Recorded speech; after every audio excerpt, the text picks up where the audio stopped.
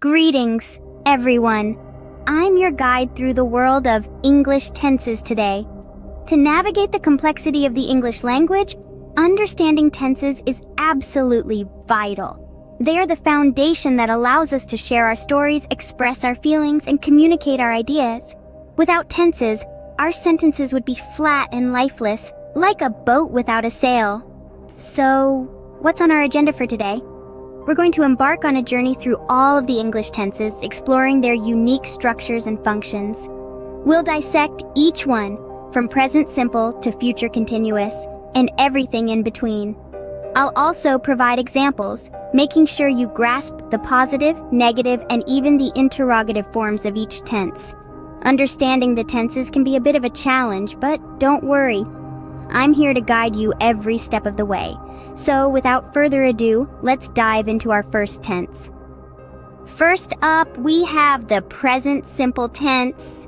This is a fundamental tense in English, and it's primarily used to express actions that occur regularly or facts that are always true. The structure is quite straightforward. For positive statements, we use the subject followed by the base form of the verb, like I walk or they laugh.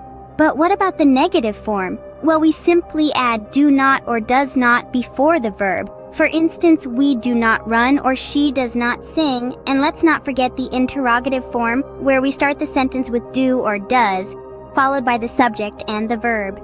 Do you dance or does he cook are perfect examples. So whether you're talking about your daily routine, a universal truth, or asking a question, the present simple tense is your go-to. That wraps up our present simple tense. Next, we will explore the present continuous tense. Now, let's move on to the present continuous tense. This tense is used to express ongoing actions that are happening right now in the present. The structure is quite simple. Subject plus is, am, or are, followed by the verb ending in ing. For example, she is reading a book. In the negative form, we add not between the auxiliary verb and the main verb. For instance, they are not playing soccer. For questions, we switch the subject and auxiliary verb around. Is she reading a book? Now, let's talk about usage. We use the present continuous tense for actions happening now, for temporary situations, and for future plans when the plan is certain. For example, I am living in London for 6 months, or we are meeting at 6. With that, we conclude the present continuous tense. Up next, the past simple tense. Next, we delve into the past. Simple tense.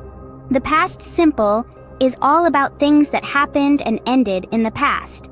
It's like looking at a snapshot of an action that took place before now. The structure is relatively straightforward. For positive statements, we use the subject followed by the past tense of the verb. For example, I walked to the park. For negative statements, we add did not or the contraction didn't before the base form of the verb. An example could be I didn't walk to the park. Finally, for questions or interrogative statements, we start with did, followed by the subject and the base form of the verb. Did you walk to the park is an example of this. Remember, the past simple tense doesn't work with every verb. Some verbs are irregular, and they have their own unique past tense forms. That's it for the past simple tense. Our next stop is the past continuous tense. Moving right along, let's tackle the past. Continuous tense. This tense is used to describe an action that was happening over a period of time in the past. The structure is quite simple. We use was or were, followed by the verb with an ing ending. For example, in the positive form, we could say I was studying all night. The negative form is similar, just add not after was or were. So, I was not studying all night. Now let's look at the interrogative form. It's a bit different. We start with was or were, then the subject, and after that, the verb with an ing ending. For example, were you studying all night? Remember, the past continuous tense is perfect for painting a picture of the past, especially when you're telling a story or recounting an event. And that concludes the past continuous tense. Next up, the future simple tense. Now we'll venture into the future simple tense. The future simple tense is like a crystal ball, allowing us to talk about actions or events that are yet to occur. It's simple in structure. All you need is will followed by the base form of the verb. For instance, I will travel to France next year. Let's dive into the positive, negative, and interrogative forms. In the positive form, you just say your subject will and then the verb, like, they will enjoy the concert. For the negative form, we add not after will. So we might say, he will not miss the train. In the interrogative form, we start with will and then add our subject and verb. For example, will you join the party? The future simple tense is a gateway to discussing future possibilities, plans, and promises. That wraps up our journey through the future simple tense. Lastly, we'll explore the future continuous tense. Finally, we arrive at the future continuous tense. This tense is used to describe an ongoing action that will occur in the future. It's a bit like looking into a crystal ball to see what will be happening. The structure is fairly simple, the subject followed by will be, and then the verb in its ing form. For instance, I will be studying when you arrive. Here, the action of studying is ongoing in the future. In the negative form, we simply add not after will. So, I will not be studying when you arrive. The interrogative form, just switch will and the subject. Will I be studying when you arrive?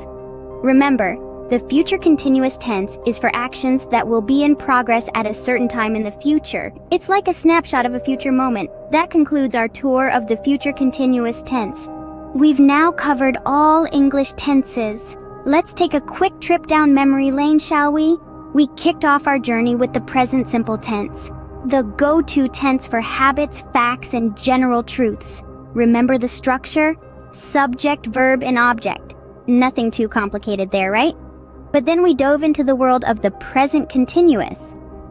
This tense is your trusty sidekick when you want to talk about actions happening right now or around now. Its structure, subject, am, is or are, verb ending in ing, and then the object. Then we traveled back in time to the past simple tense, a handy tense for completed actions in the past. The structure, subject, verb in past form, and object. Following that, we explored the past continuous, perfect for expressing ongoing past actions or setting the scene. Remember the structure? Subject was or were, verb ending in ing, and object. Our journey then took us into the future with the future simple tense, ideal for predictions, spontaneous decisions, and promises. The structure is simple: subject, will, verb, and object. We rounded out our exploration of the future with the future continuous tense, a tense that's great for expressing actions that will be in progress at a specific time in the future. The structure, subject, will be, verb ending in ing, and object. We've seen how each tense has its unique structure and usage, and how they all play their part in the grand tapestry of the English language. But remember, knowing these tenses isn't enough. To truly master them, you need to practice. Write sentences, speak in English as much as you can, and immerse yourself in English content. We've come a long way together, and I hope this journey has helped you understand English tenses a little better. So go out there, experiment with these tenses, and watch your English skills grow. That's all for today. Remember, practice makes perfect. Thank you for joining me on this journey through English tenses.